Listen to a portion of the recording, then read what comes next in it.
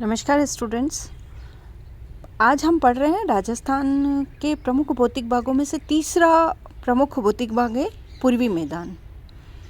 राजस्थान प्रदेश का पूर्वी हिस्सा एक समतल मैदान के रूप में विस्तृत है। यह मैदान पश्चिम से पूर्व 50 सेंटीमीटर की समवर्षीय रेखा द्वारा विभाजित है। राज्य के 23.3% भाग को इस मैदान द्वारा घेरा गया है। यह मैदान गंगा व यमुना नदियों द्वारा निर्मित मैदान है। मैदान की दक्षिण पूर्वी सीमा विंध्यन पठार द्वारा बनाई जाती है। इस मैदान के अंतर्गत चंबल बेसिन की निम्न भूमियाँ जैसे बनास का मैदान एवं मध्य घाटी एवं छप्पन मैदान आदि सम्मिलित है। बनास का मैदान यद्यपि एक कांपीय भूभाग है, फिर भी एक संप्राय मैदान है। डूंगरपुर, बांसवाड़ा, प्रतापगढ़, उदयपुर के मध्य का घाटी मैदान बंजर भूमि की घाटियों का क्षेत्र है, जिसे छप्पन के नाम से जाना जाता है। इस मैदान को 3 उपविभागों में बांटा जाता है। पहला उपविभाग है चंबल बेसिन, दूसरा बनास बेसिन और तीसरा है छप्पन बेसिन। सबसे पहले हम बात करते हैं चंबल बेसिन की। चंबल बेसिन के जन्म देने वाली चंबल नदी मध्य प्रदेश के मऊ के दक्षिण में मानपुरा के समीप जाना पाव पहाड़ी के विंध्य ककरारों के उत्तर पार्श्व से निकलती है व 84 गढ़ के समीप एक घाट को पार कर राजस्थान में प्रवेश करती है।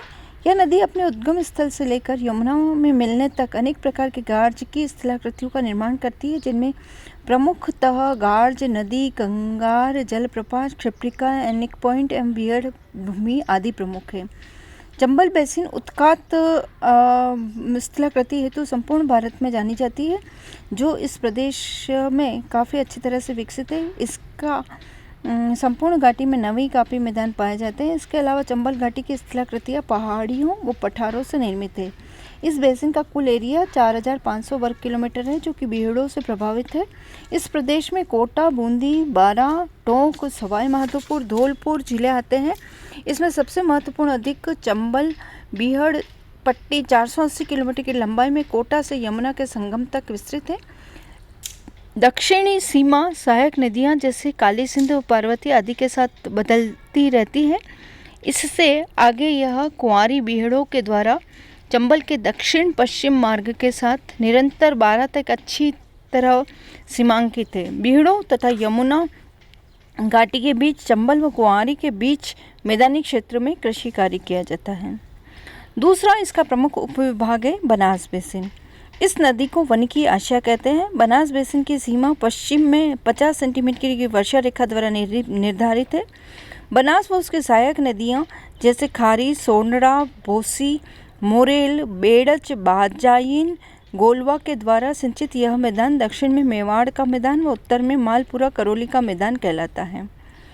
बनास नदी चंबल नदी की सहायक नदी है। यह बेसिन राजस्थान के पूर्वी उदयपुर, पश्चिमी चित्तौड़गढ़, भीलवाड़ा, टोंक, जयपुर, पश्चिमी सवाई माधोपुर, अलवर के दक्षिणी भागों पर विस्तृत है। इस बेसिन में ज्वार, मक्का, उड़द, मूंग, अरहर, सरसों, जौ, मूंगफली, चना, गेहूं आदि की फसल बहुतायत से मिलती है।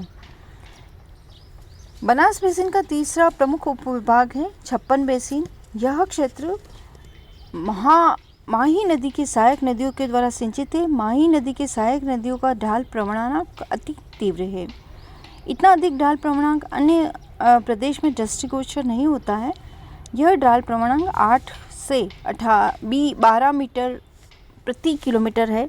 अंततोगत्वा यह नदी कच्छ की खाड़ी से होकर अरब सागर में मिलती है। इसकी औसत ऊंचाई 200 से 400 मीटर के बीच है। मध्य माही बेसिन में मेवाड़ के उत्तरी मैदान की अपेक्षा भू आकृतियाँ अधिक विषम दक्षिण में स्थित है। यह क्षेत्र काफ़ी गहरा कटा फटा है, अतः पहाड़ियाँ एक दूसरे से काफ़ी अलग थलग है।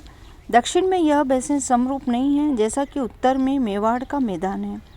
यह क्षेत्र अधिक गहराई तक विच्छेदित होने के कारण इस विच्छेदित मैदान को तथा पहाड़ी भूभाग को स्थानीय भाषा में बांगड़ नाम से पुकारा जाता है। बांगड़ में बांसवाड़ा व डूंगरपुर के पहाड़ी भूभाग तथा विच्छेदित मैदान को सम्मिलित किया जाता है। प्रतापगढ़ व बांसवाड़ा के बीच के भाग में 56 ग्राम समूह स्थित थे, इसलिए यह भाग 56 के मैदान से जाना जाता है।